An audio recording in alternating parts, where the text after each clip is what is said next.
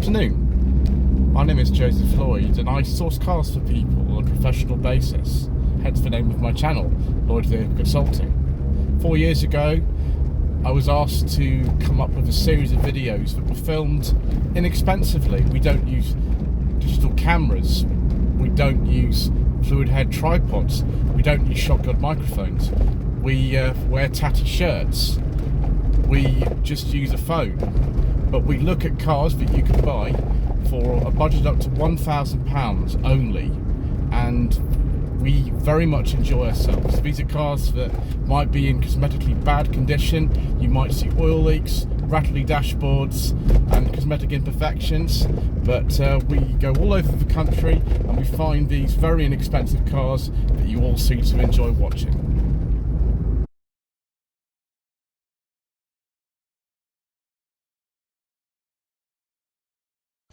Sometimes delayed gratification is one of the best things that can happen, and in this case it certainly is.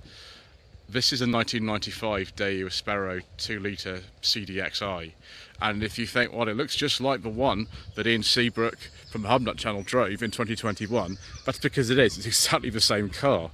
It's owned by a gentleman by the name of Lawrence. He's had it a few years now, actually. I first was offered this car for review in 2020, and I've waited 4 years to drive this, which is insane. Just for various reasons, the pandemic and things like that, and just other things, it's not happened. But today is the day, and I am extremely excited about this. I have driven one of these before. I think I'm the only person ever in this country in contemporary times to review 2 of these cars. And that is because, well, they're not exactly common. I looked yesterday at how many there were of these tacked on the road, and the information I got from a popular source, which is maybe not entirely accurate, is that there are nine Esperos on the road, down from about 20 3 years ago when I did the last review. This is an exceptionally rare car, but not necessarily valuable though, because the one that I tested in 2021, which is a 1.8 CDI, that just sold the other day for less than £500, no MOT. So I think with an MOT, even after that, we'd be firmly within no budget reduced territory. This one though, the 2-litre CDXi model, which was the most luxurious one they sold, this car would be worth a fair bit more than that, but we don't really know because there aren't any left in this condition. So we've got all the mod cons. Strangely enough, this car should have a CD player. It doesn't have it because the original owner de-spec'd the car for a tape player. This is a replacement for the original. The original was lost at some point in the past. This is exactly the same radio. It is a Philips branded one. I think there might have been Daewoo branded, but this one is a Philips one. It's exactly what would have been fitted to something like a GLXi at the time, which is what originally I would have chosen. We should have cup holders in here, but we don't, because in the mid-90s not every car had cup holders. What we do have though is lots of bespoke Daewoo switchgear, such as the indicator stalk and the wiper stalk, but lots of General Motors switchgear, Opel Vauxhall stuff. So you can see this is sort of similar, this gear lever, to sort of, I don't know, a Mark III Astra type one, which would have been around at the time. Ashtray sort of in here, which looks good. And then I suppose you wanted to fit double DIN stereo, you could. But we've got our old friend, the Corsa B electric mirror switch. And on this car, like the CDI that I tested, we actually got 2 electric mirrors. On a CDI, that one only operates the left-hand mirror, which is crazy. We've also got some bespoke kind of more Daewoo bits, such as this really weird kind of internal door release. I don't really understand what we're going for with that. This kind of very typical 90s seat fabric. These doors look like they're GM things. I don't think they are. I think they're just bespoke Daewoo items. And of course you've got this boot release here, which is nice. It makes the car feel very luxurious. You've also got these tiny little weird things that you sort of pull out to adjust the brightness on the dash, and also you can adjust the frequency of intermittent wipe on this side. Hang on, autofocus. We've got heated mirrors as well. We've got an electric sunroof, which works. I don't normally touch sunroofs. This is actually made by Webasto, so I imagine this would have been something they would have come up with for UK market cars. I'm not entirely sure. That window switch on there, though, is very familiar. It looks exactly the same as on the Vectra B. Might be wrong about that.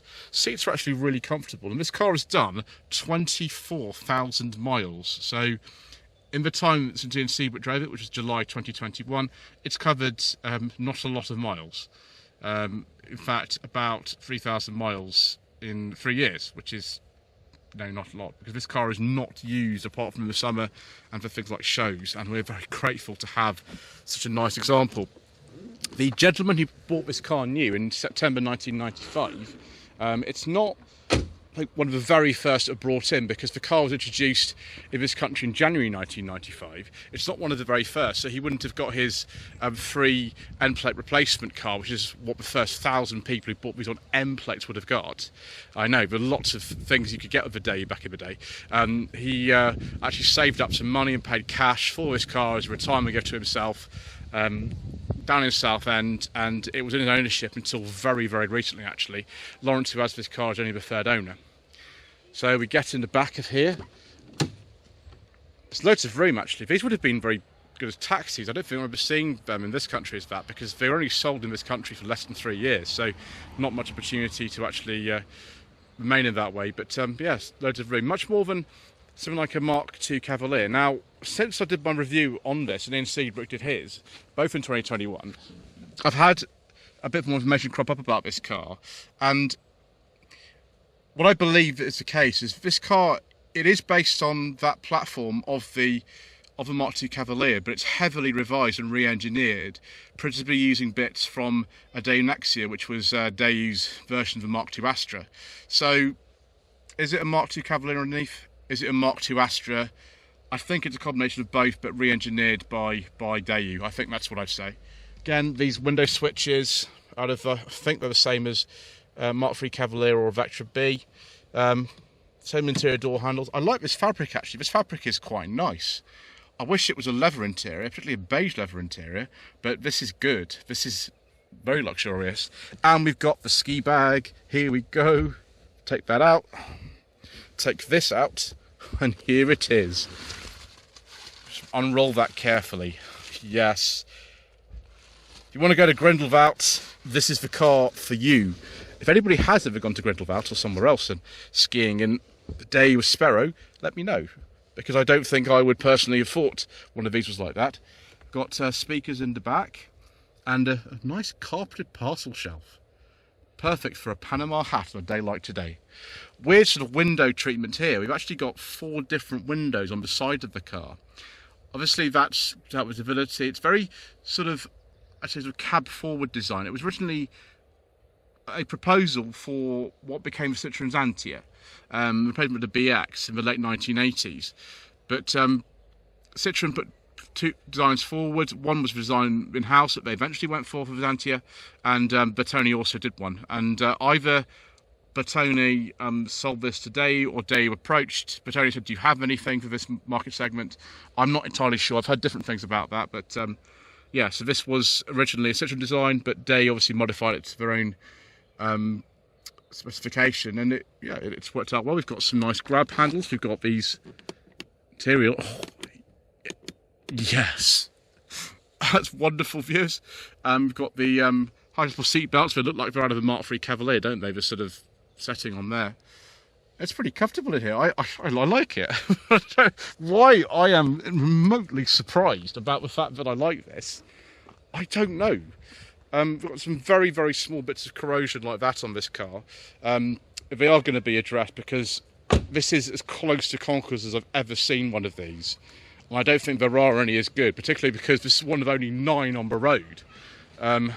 This rear panel here on the previous one I drove was a bit sort of ruined actually. This one is perfect. And in fact we can use the remote release to get in the back. We could do that, but I'm actually going to use the key, and you can see it's very similar to something like a Mark III Astra key. We're going to do this sort of party trick and move this badge to one side, which will stay up until we get this in, and then when it drops down like that. It's very neat. Somebody engineered that. Now the boot's a little bit clearer than when me and Seabrook drove this car, so we can push this all the way back, lift up the first bit, which is where all the tools are. It smells really new in here, and then lift that up, and there is the full-size spare, never been used. So the boot carpet's in fantastic condition. Gentleman who ordered this new as his retirement present, just to make sure we don't close those inside the boot. That would be terrible. Look at that engineering, he passed away, and his neighbours actually bought this car to save it from the scrap van, which I'm very glad that they did, because it's great. Why am I so excited, viewers? I just it's just delayed gratification, isn't it? I've been waiting so long. Got the vents which are in the doors, which is great. Electric sunroof which goes outside the car, which means the headroom in the back is a bit better. Nice alloy wheels, very originals, and they look great. One thing that the previous owner did do before Lawrence got it was paint the rear brake drums. We have drum brakes at the back of this car in blue, which is odd, but it sort of works, doesn't it? Right, let's just see if the secret mission documents go in the glove box, which is definitely a Mark III sort of Cavalier, I think, release on there.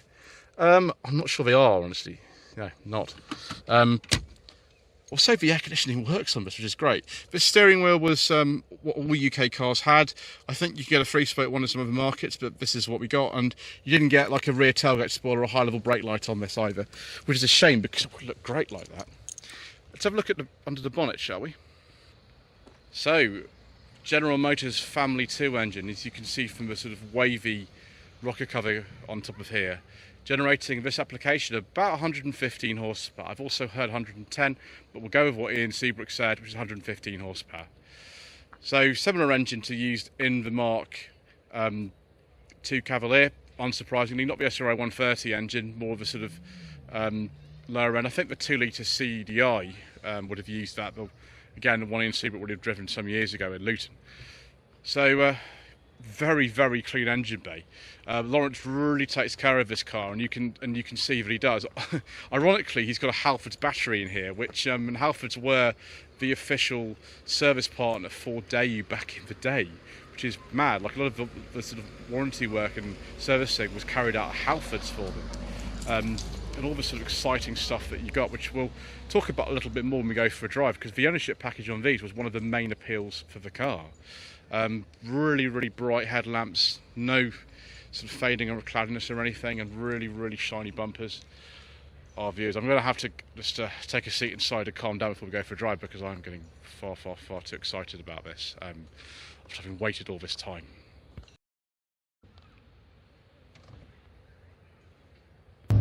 The last time I drove one of these, I only had a very, very short drive of it, and I'm pleased to say that today is a bit longer. Straight away, if you've ever driven something like Mark III Astra, I've driven a couple of those, or indeed the Daewoo Nexia, I've driven 2 of those myself as well, then this will be really sort of familiar. Just gear change feels familiar, the way the engine pulls. Obviously the Mark II Cavalier I drove in 2022 was a 1.6 automatic. It wasn't as powerful as this, but still that 1.6 engine developed at 90 horsepower. All the engines in one of these are relatively powerful. The base engine was exactly the same as the CDXi versions of the Nexia. It was a 1.5 Daewoo version of the Family 1 with a twin cam head, 16 valves, and under between 84 and 89 horsepower. I've heard different things about that. Then the Family 2 engines, 1.8 developing 95 horsepower, and then this 2-litre which develops 115 horsepower. We'll go with that one. 0 to 60 in this car I think is about 9 seconds, and it feels powerful enough. It also feels really quite comfortable. It's not engineered for a sporty drive particularly, but the steering does feel better than the Nexia.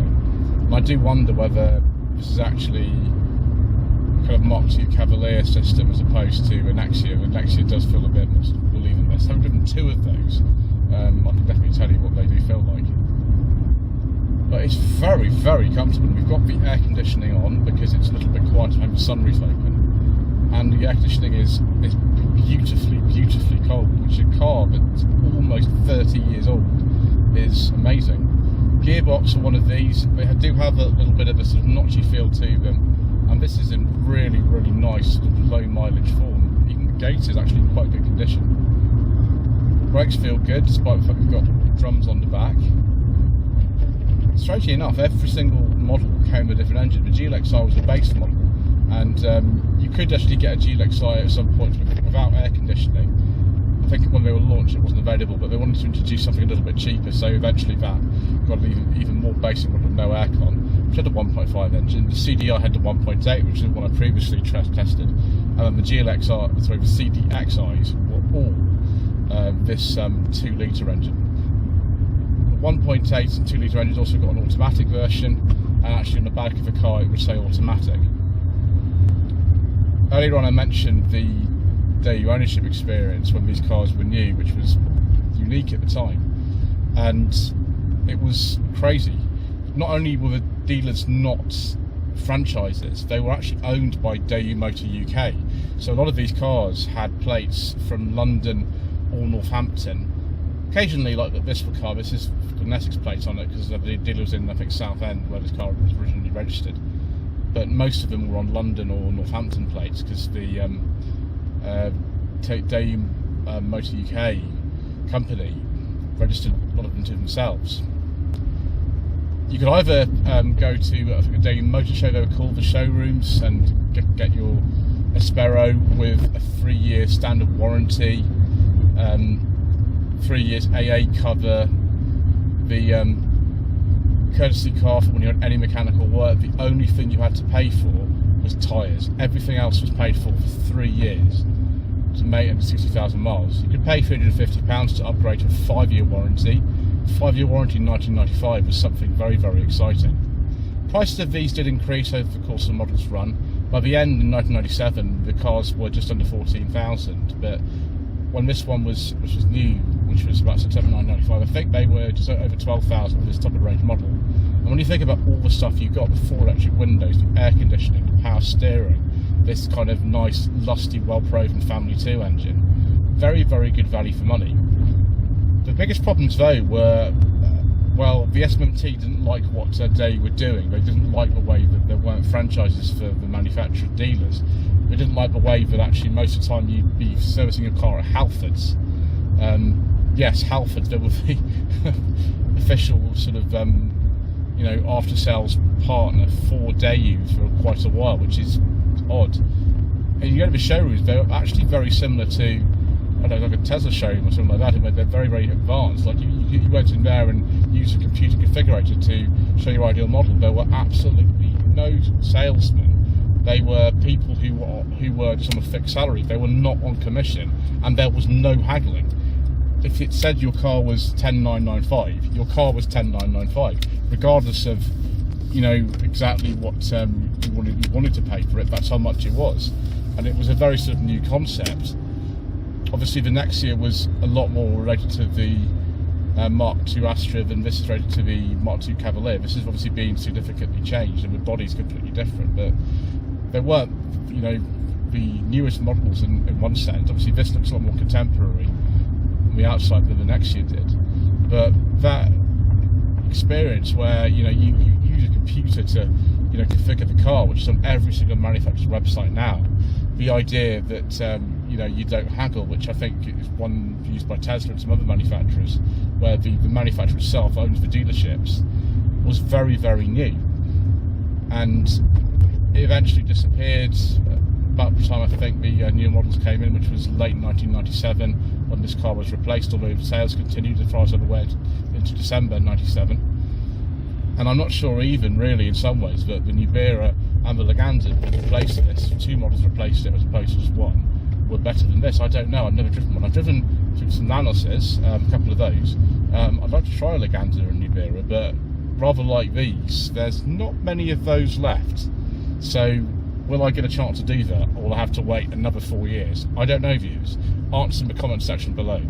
But I've still got this massive grin on my face. We're currently having to go for a 20-mile limit in Wales because that's what Welsh Government have decided that they're going to do. And I must say my experience of Wales this time has been significantly marred by the 20-mile-an-hour speed limit, but this isn't a politics channel. But I've still got the biggest grin on my face because I've waited over 4 years of this time, and thanks to Lawrence and his perseverance, it's actually happened. And now there's only one problem. I want to buy this car.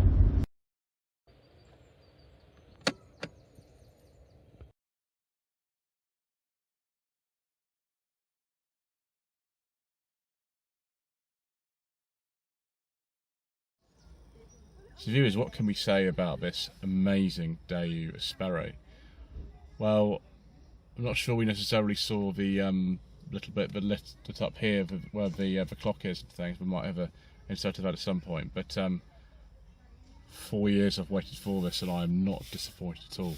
The only thing I would say about this car is the ride's a little bit more jiggly than I thought. I thought it would be a little more floaty. It's a bit more jiggly, I'd say, than I expected. But apart from that, this is fantastic. Like, I would happily have one of these myself.